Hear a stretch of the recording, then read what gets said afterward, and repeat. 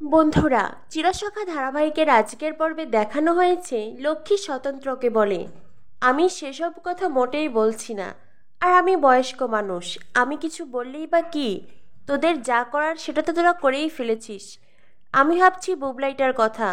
এই যে বুবলাই রাগ করে চলে গেল, জানিস তো বুবলাই একদিন কথায় কথায় বলেছিল মা যদি কখনো তেমন কিছু করে তো বুবলাই আত্মহত্যা করবে। তাই বুবলাইকে নিয়ে আমার একটু চিন্তা হচ্ছে। তখনই অনন্যা বলে, আমি তো আমার সন্তানকে হারিয়েছি, তাই সন্তান হারানোর কষ্ট যন্ত্রণা আমি বুঝি।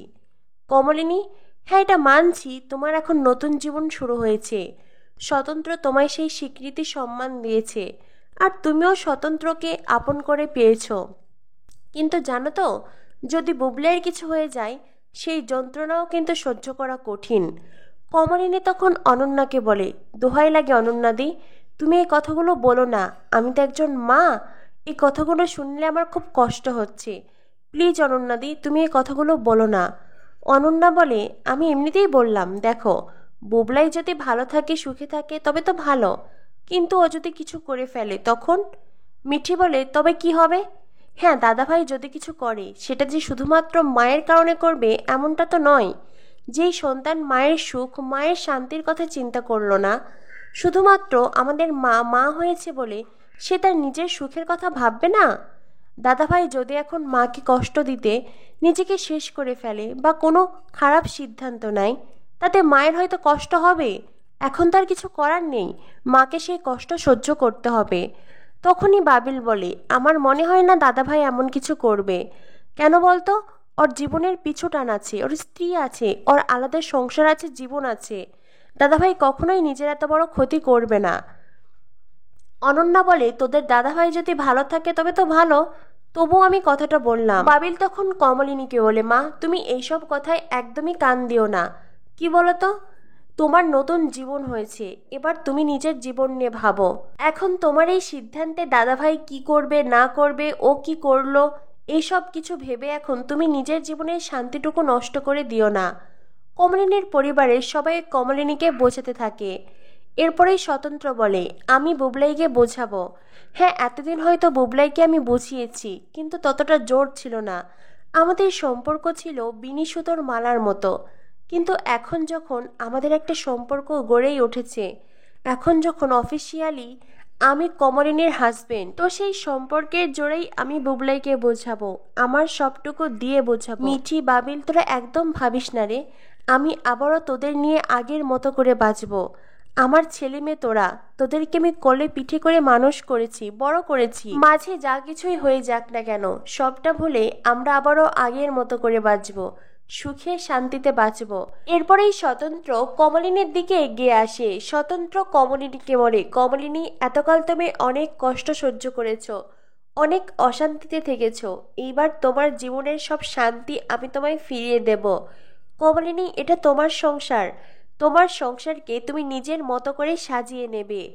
এরপরেই কুর্চি বলে, বৌদি ভাই, আজ আমি খুব খুশি হয়েছি গো, খুব খুশি হয়েছি।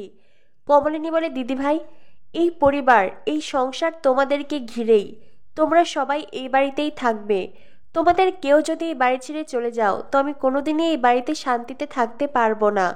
কমলিনীর কথা শুনে কুর্চি, লক্ষ্মী সকলের মন ভরে যায়।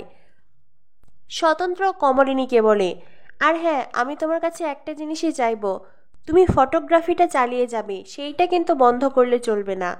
কমলিনীর কাকামণি তখন স্বতন্ত্রকে বলে, কেন? ও ফটোগ্রাফি কেন বন্ধ করবে? ও কি তেমন মেয়ে নাকি? বুড়িমা, তোমায় বলছি, তোমার স্বামী এত যোগ্যতা সম্পন্ন একজন ব্যক্তি, তোমাকেও তো তার যোগ্য হতে হবে বলো। তাই তোমাকেও তোমার কাজ চালিয়ে যেতে হবে, ঘরে বাইরে সমানভাবে তোমাকে সব দায়িত্ব পালন করতে হবে। এরপরেই কুর্চি বলে, এখনো আর একটা কাজ বাকি, দাঁড়াও আমি এক্ষুনি আসছি। এই বলে কুর্চি একছুটে ঘরে যায়, ঘর থেকে বরকনের জন্য মালা নিয়ে আসে।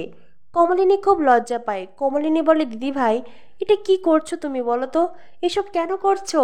ছেলে মেয়েরা আছে। কুর্চি বলে, তাতে কি হয়েছে? দেখো, বিয়ের এতটুকু নিয়ম তো তোমাকে মানতেই হবে বৌদি ভাই। তখনই মিঠি, বাবিল ওরা ওদের মাকে বলে, মা আজ কোনো কথা শুনবো না, মালা বদল তো করতেই হবে। এই বলে মিঠি আর বাবিলও কমলিনীকে জোরাজোরি করতে থাকে। এরপরে হয় কমলিনীর স্বতন্ত্রের মালা বদল, আর তারপরে হয় সিঁদুর দান। শাক উলুধ্বনিতে কমলিনীর সিঁথিতে সিঁদুর পরাই স্বতন্ত্র। বাবিল বলে, আজ যদি মিটিল এখানে থাকতো ও খুব খুশি হতো জানো তো। মিটিল তো অনেক করে চেয়েছে যাতে মায়ের জীবনে এই শান্তিটুকু আসুক। মিটিল যদি জানতে পারে, আমি জানি ও এখনও খুব খুশি হবে। কমলিনী বলে, আমি নিজে মিটিলকে ফোন করে সবটা জানাবো। এরপরেই কমলিনী গুরুজনদের সবাইকে প্রণাম করে, স্বতন্ত্র প্রণাম করে, সকলে প্রাণ ভরে কমলিনীকে আশীর্বাদ করে। সারা জীবন মেয়েটা অনেক যন্ত্রণা, অনেক কষ্ট সহ্য করেছে, আর এইবার সে সুখের দিশা খুঁজে পেয়েছে। কমলিনী অনন্যাকে প্রণাম করতে গেলে অনন্যা বলে, না না ঠিক আছে, কোনো প্রয়োজন নেই। অনন্যা এখনও কমলিনীকে মন থেকে মেনে নিতে পারেনি। এরপরেই স্বতন্ত্র সবাইকে নিয়ে ছবি তোলে। লক্ষ্মীকেও ছবি তুলতে ডাকে, কিন্তু লক্ষ্মী বলে, আমি এখানেই ঠিক আছি। মিঠি, বাবিল, কুর্চি, কাকামণি, কমলিনীর মা বাবা সবার সাথে ছবি তোলে স্বতন্ত্র। অনন্যাকেও নিজেদের কাছে ডাকে, কিন্তু অনন্যা বলে, আমার মনের অবস্থা এখন ঠিক নেই, আমি এখন ছবি তুলব না। স্বতন্ত্র বলে, ঠিক আছে ঠিক আছে বৌদি, তুমি যেদিন মন থেকে কমলিনীকে মেনে নিতে পারবে সেদিন না হয় আমাদের কাছে এসো। এ বলে স্বতন্ত্র অনন্যাকে আর জোরাজুরি করে না, বরং নিজেদের মতো করে সকলে মিলে ছবি তোলে। এরপর দেখানো হয় কুর্চি স্বতন্ত্র আর কমলিনীর জন্য ফুলসজ্জার খাট সাজাচ্ছে। তখনই ঘরে আসে স্বতন্ত্র। স্বতন্ত্র এসেই সব কিছু দেখে অবাক হয়ে যায়। স্বতন্ত্র বলে, কুর্চি। কুর্চি তখন স্বতন্ত্রের দিকে এগিয়ে যায়। কুর্চি স্বতন্ত্রকে বলে, নতুনদা, আমি বৌদিভাইকে তো সব কথা আর বলতে পারিনি। কি বলো তো, বৌদিভাই এমনিতেই ফিকফিক করে কাঁদছে, এখন যদি এইসব কথা বলি জানি না কীভাবে রিয়াক্ট করবে, তাই তোমাকেই বলছি। দেখো, আজ তোমাদের ফুলসজ্জা, তাই যতটুকু না নিয়ম পালন করলেই নয় ততটুকুই করেছি। ফুল দিয়ে তোমাদের ঘরটাকে একটু সাজিয়েছি।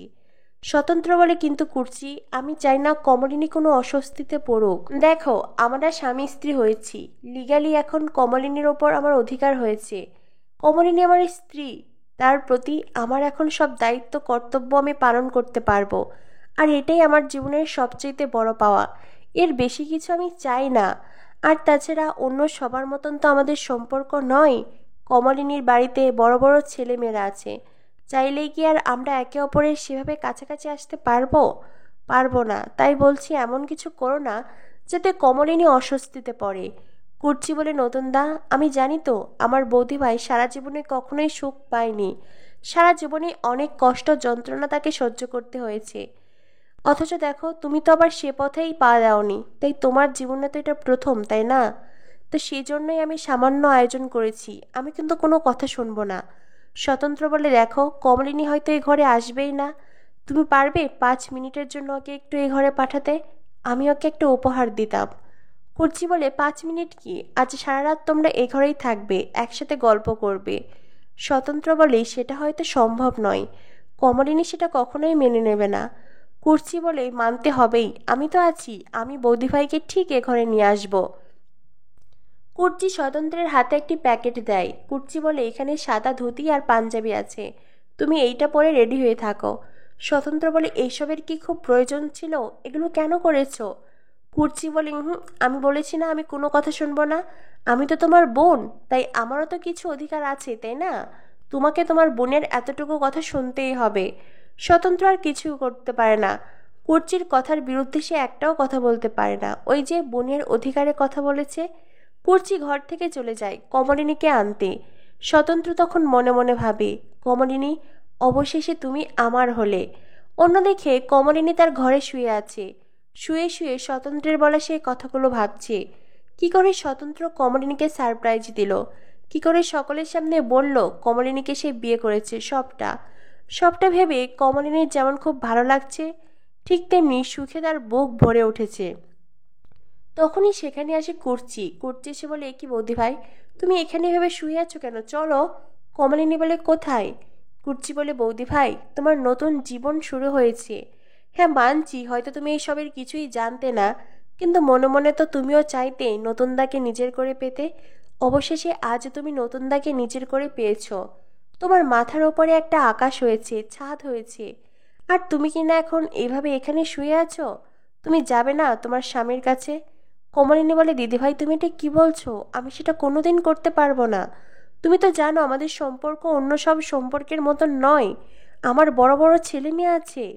কুর্চি বলে, তাতে কি হয়েছে বৌদিভাই? ছেলেমেয়েরা সবাই অ্যাডাল্ট, সবাই জানে সব কিছু। আর তাছাড়াও তুমি কেন যাবে না? তোমাকে যেতেই হবে। নতুনদা তোমার জন্য অপেক্ষা করে আছে। কমলিনী যেতে রাজি নয়। কুর্চি অনেক করে কমলিনীকে বোঝায়, তুমি মানুষটাকে এভাবে বঞ্চিত করতে পারো না। তারও তো স্বপ্ন আছে, তারও তো শখ আহ্লাদ আছে। এটা তো তার জীবনের প্রথম ফুলশয্যার রাত। তুমি তাকে এভাবে কষ্ট কি করে দিতে পারছো বৌদিভাই? আমি তোমার কোনো কথা শুনবো না। তোমাকে আজ ও ঘরে যেতেই হবে। আমি নতুনদাকে নতুন জামা কাপড় দিয়ে এসেছি, আর তোমার জন্য এই শাড়ি এনেছি। তোমাকে এই শাড়ি পরতে হবে আর ফুলসজ্জার ঘরে যেতে হবে। আজ তুমি ওই ঘরেই থাকবে, সারা রাত তুমি নতুনদার সাথে গল্প করে কাটাবে। কমলিনী বলে, কিন্তু দিদিভাই তুমি কেন বুঝতে পারছো না? কুর্চি বলে, আমি সবটা বুঝতে পারছি। ছেলে মেয়ে বড় হয়েছে তো, ছেলে মেয়েরা এখন ঘুমিয়ে পড়েছে। ওরা কিচ্ছু টের পাবে না, আর টের পেলেও কি? তুমি যদি নিজেই সবসময় এতটা ভীত হয়ে থাকো, নিজেই যদি এতটা অস্বস্তিতে থাকো, তো ছেলে মেয়েদের মধ্যেও তো অস্বস্তি তৈরি হবে। বৌদিভাই প্লিজ, আমি কিন্তু আজ তোমার কোনো কথা শুনবো না। কমলিনী যদিও স্বতন্ত্রের কাছে যেতে চাইছে না, কিন্তু কুর্চি নাছোড়বান্দা। সে কমলিনীকে আর স্বতন্ত্রকে এক করেই ছাড়বে। তো বন্ধুরা, অবশেষে স্বতন্ত্র কমলিনী এক হয়েছে, তাদের বিয়ে হয়েছে, আর আজ তাদের ফুলসজ্জার রাত। কমলিনী কি স্বতন্ত্রকে আপন করে নেবে? কি হতে চলেছে চিরসখা ধারাবাহিকে? চিরসখা ধারাবাহিকের পরবর্তী আপডেট পেতে আমাদের সাথেই থেকো। ধন্যবাদ সবাইকে।